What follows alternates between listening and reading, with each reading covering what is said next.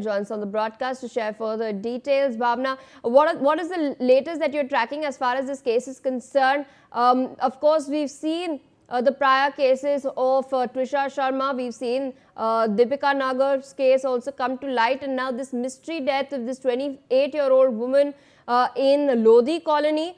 Police have stated that her body was found 10 kilometers away from her marital residence, and no bloodstains have been found on the spot. And they're yet to ascertain how exactly did her body reach the site where they've discovered it. What are you tracking?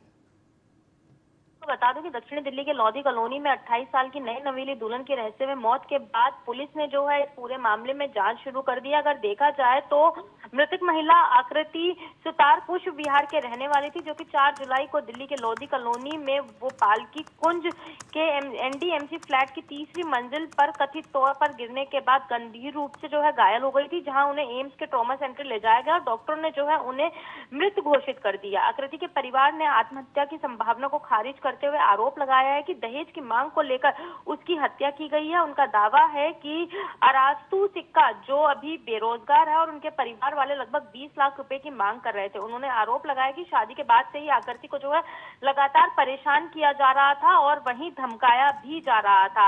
वहीं आकृति के परिवार की बात की जाए तो आकृति के परिवार का साफ तौर पे कहना है कि शादी के लिए छुट्टी लेने के बाद 1 जुलाई को आकृति जो है काम पर वापस लौटी थी और अपनी मौत वाले दिन उसने अपने साथियों को एक छोटी सी पार्टी भी दी थी।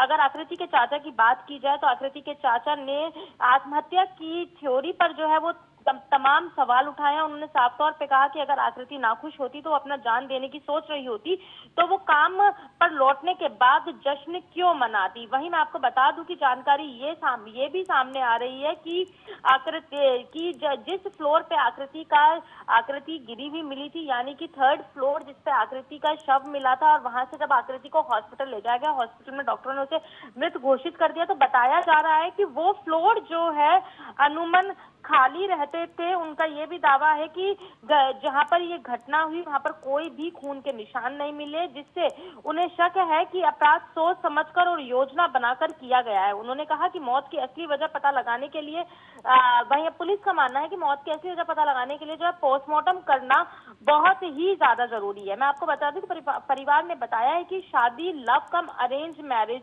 थी और अरसतु के साथ रिश्ता शुरू होने से पहले आकृति उसकी बहन अगस्तिका सिक्का की दोस्त बनी थी और शादी से पहले दोनों लगभग एक दूसरे को 8 साल से जानते थे। परिवार लगातार गंभीर आरोप जो है लगाता जा रहा है। वहीं ये कहा जा सकता है कि दहेज की मांग को लेकर लगातार एक के बाद एक बेटी जो है मौत के हाथ लग रही है, लेकिन कहीं ना कहीं ये कहा जा सकता है कि दहेज प्रथा को लेकर किसी भी तरीके से कोई भी सख्ती जो है वो नहीं देखी जा रही है। परिवार ने तमाम गंभीर आरोप लगाए हैं। वहीं एक नई विवाहिता महिला जो है उसकी दहेज के चलते, जिस तरीके से परिवार का आरोप है, दहेज की मांग के चलते जो है उसकी हत्या की गई है। अब देखना ये होगा कि आखिरकार इस पूरे मामले में सच्चाई क्या निकल कर सामने आती है। Absolutely, बने रहिए हमारे संग. We are tracking further updates. Bhavna, we are learning that local residents found this woman lying on the ground at around 9 p.m. and alerted the police. Officials then say the body had bruises and multiple injuries, but no blood stains were found at the spot. She was then rushed to the AIIMS Trauma Center where doctors declared her dead. Police are continuing their investigation to establish the circumstances surrounding the incident. Bhavna still with us on the broadcast. Bhavna, interesting development. She was incidentally found by locals sometime around 9 p.m. at night, and then police reported that there were multiple injuries but no blood stains on her body. देखा जाए तो जैसे कि मैंने पहले ही बताया कि लगातार ये बात कही जा रही है कि जिस समय आकृति को तीसरी मंजिल पे पाया गया था और गंभीर अवस्था में पाया गया था, तब जो है उसके शरीर पे कई चोट के निशान तो जरूर देखे गए थे, लेकिन किसी भी तरीके से कोई भी ब्लड मार्क जो है वो आसपास देखने को नहीं मिला था। वहीं मैं आपको बता दूं, एक घटना वाले दिन शाम करीब 6 बजे आकृति ने अपनी माँ से बात की थी और बताया था कि वह ऑफिस से निकलकर घर जा रही है। रात करीब 8 बजे परिवार को अरसतु का फोन आया कि आकृति लापता है और लगभग 90 मिनट के बाद पुलिस को उन्होंने बताया कि पालिका कुंज में एक महिला का शव मिला हुआ है। यानी कि जिस तरीके से सिनेरियो में डिफरेंसेस देखे जा रहे हैं, तो कहीं ना कहीं उन सब चीजों को देखते हुए भी गंभीर सवाल जो है उठते हुए नजर आ रहे हैं। अब पुलिस जो है मामले की सच्चाई को जानने के लिए लगातार जहां पूछताछ कर रही है, वहीं दूसरी तरफ आकृति के पोस्टमार्टम रिपोर्ट का इंतजार किया जा रहा है। उसके बाद स्पष्ट हो पाएगा कि आकृति ने आत्महत्या करी है या फिर जिस तरीके से परिवार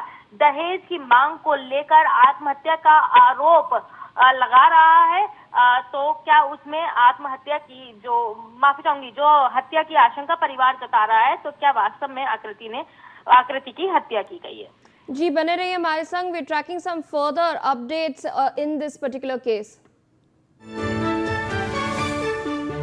The Delhi police have stated that legal proceedings under Section 196 of the Bharatiya Nagarik Suraksha Sanhita have been initiated in connection with the case. Senior South Delhi police officer Anand Mittal stated that the sub-divisional magistrate has been informed to conduct the inquest proceedings. He's added that investigators are verifying all aspects of the incident while the probe remains underway.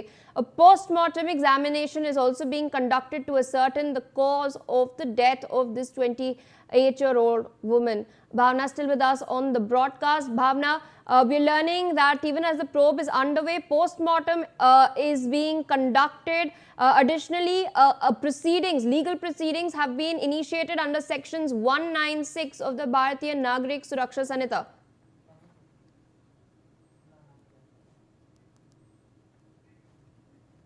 All right, viewers, there seems to be trouble connecting with Bhavna. We will try to get her back. On that note, we dip into a quick short break.